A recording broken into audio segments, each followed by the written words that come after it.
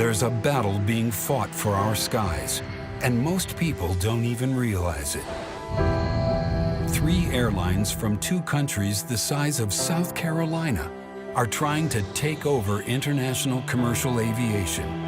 Using the immense wealth of their countries, they're illegally pouring billions of government dollars into luxurious new aircraft, selling cheap seats, and unfairly crushing competition. The issue with the Gulf carriers is that they've been massively subsidized by their governments. They're dumping seats into the market. We can't compete. They're running us out of our markets. They're doing it by taking our jobs, taking our routes. They've done it in Europe, they've done it in Asia, they've done it in Australia, and the next stop for them is to do it in the US. We've got trade agreements with over 120 countries called Open Skies agreements, and we've got real problems with 2 of them. The UAE and Qatar committed to the notion of no subsidies.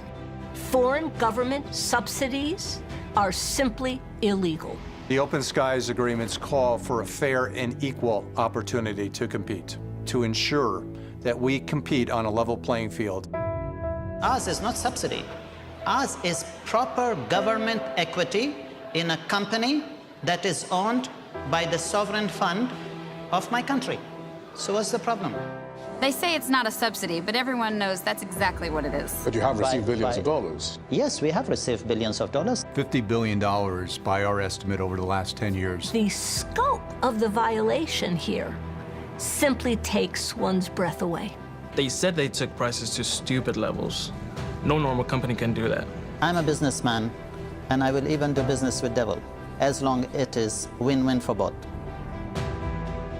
Qatar's CEO has actually said that they're flying to Atlanta just to rub salt in Delta's wounds. That told me this is no longer a commercial issue. This is a personal issue. And they're testing our will, and they're testing the will of our government. They're taking our jobs, they're taking our markets, and over time, they want to take over international flying. And we cannot stand for that. It's all about fairness. You give us a level playing field, and we can compete with any airline. We are the crown jewel. They want our market. Our jobs are literally at stake. I work at International Concourse in Atlanta, and I see Qatar come in. The plane is almost empty every day. These 3 Gulf airlines are essentially in a sort of a world of Santa Claus economics, where profit is not important, where what matters is they achieve presence in the marketplace, they become a household name.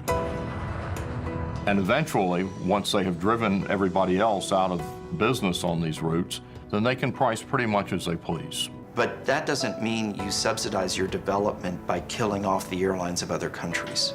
It is impossible for private enterprise to compete against that kind of aggressive, predatory behavior.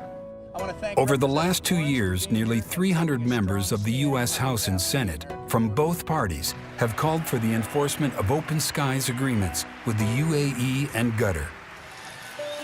We are going to enforce, very strongly enforce our trade rules and stop foreign cheating.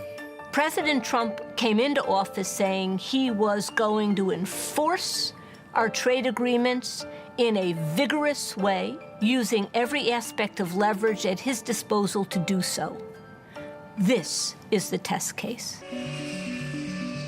15 years ago, the Europeans were some of the strongest airlines in the globe. Air France, KLM, Lufthansa, they've all been harmed massively. Today, the Gulf carriers offer well over 100 flights per day from their hubs into Europe, and they hit every major city with multiple flights a day. We have a fierce competition from these Gulf carriers, and we are losing money on several routes, and we have been obliged to stop a certain number of destinations because of this competition. I think if the Europeans knew the extent of the Gulf carriers' kind of insatiable appetite to take over global aviation, they would have put a stop to it much earlier. Unfortunately, with the Europeans, they did wake up, but they woke up way too late. They've run all the competition out of Europe to Asia. They've run all the competition out of Europe to Africa. At one point, all 3 U.S. carriers, American, Delta, and United, offered nonstop service to India. Today, only United offers service, and only from one city. We've served India for many, many years. It's a crime that we're not serving India. When somebody calls and they say, I want to go to India, I have to tell them that we don't fly there. I have to refer them to another airline. Singapore and Cathay have seen a lot of their premium traffic siphoned off by the Gulf carriers through the hubs. They have lost these customers to the Gulf carriers who are undercutting them on fares because they can. Qantas has seen its profitability decline year after year. And essentially what Emirates did is back them into a corner and turn them into one of their feeders. They are going to continue to expand across the transatlantic. I'm very alarmed. You know, today it's Europe to New York. Maybe tomorrow it's Europe to Los Angeles. They're already here. They're in LA, Chicago, Seattle, Dallas, New York, Atlanta. Over the last 2 years, the Gulf carriers have increased the capacity to the U.S.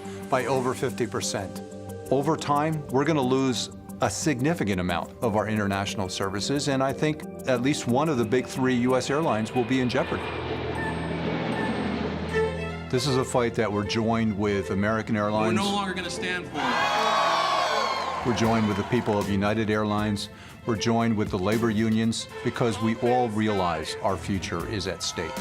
When we cancel routes, we lose jobs. It's time for us to fight for our future. Our future, our fight.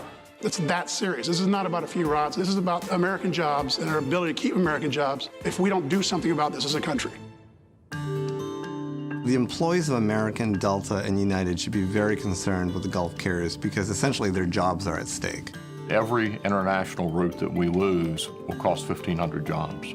The 3 U.S. global airlines support over 50,000 pilot jobs, nearly 80,000 flight attendant jobs, and over 180,000 ground, customer service, aircraft maintenance, and administrative jobs.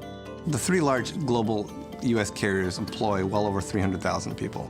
But the total number of people that depend on the airline industry is well over 1.2 million in the United States. So one can imagine the devastating impacts that subsidies can bring to workers, to the communities in which they live. It affects the hard work and dedication it took us to get here. Our jobs are in jeopardy. American jobs that support our families. They're coming and we need to stand up. We need to stand up and get the U.S. government to act. We only need to look north to an example of a country that did take a stand. In Canada, it wasn't easy. There was a lot of political and economic pressure, but they decided to defend their airlines and defend their opportunities for growth, to defend their jobs. I think they've learned from the lessons of Australia. They've looked at Europe. So Canada has been very, very proactive to limit the amount of flights that the Gulf carriers can offer to their country. And look at today.